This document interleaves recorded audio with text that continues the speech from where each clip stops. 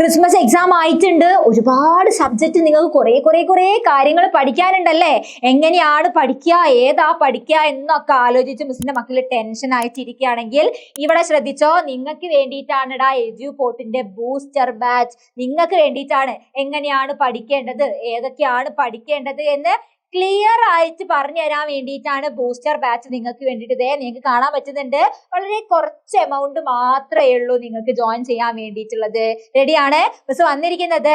നിങ്ങൾ ക്രിസ്മസ് എക്സാമിന് ഹിന്ദിയിൽ എത്ര ചാപ്റ്റേഴ്സ് പഠിക്കണം എന്ന് പറഞ്ഞു തരാൻ വേണ്ടിയിട്ടാണ്. ഓക്കെ അല്ലേ? നോക്കിയോ, നിങ്ങൾ ഹിന്ദിയിൽ എത്ര നിങ്ങൾ പഠിക്കണം എന്നാണ് മിസ് പറയുന്നത്. ആദ്യം നിങ്ങൾ പഠിക്കേണ്ടത് ബാരിഷ് കെ ബാദ് എന്ന് പറഞ്ഞ ചാപ്റ്റർ ആണ്. അടുത്തത് ഏതാണ്?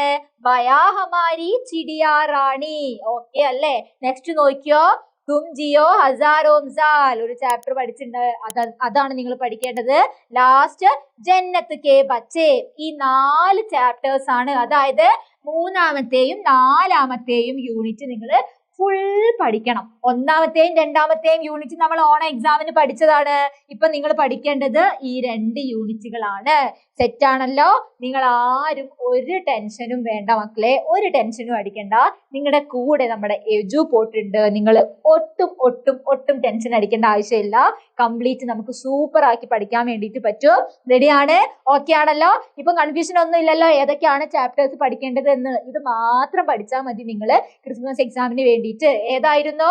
3ാമത്തെയും 4ാമത്തെയും യൂണിറ്റ്. സെറ്റ് മസ് ആണല്ലോ? റെഡി അല്ലേ? യെസ്.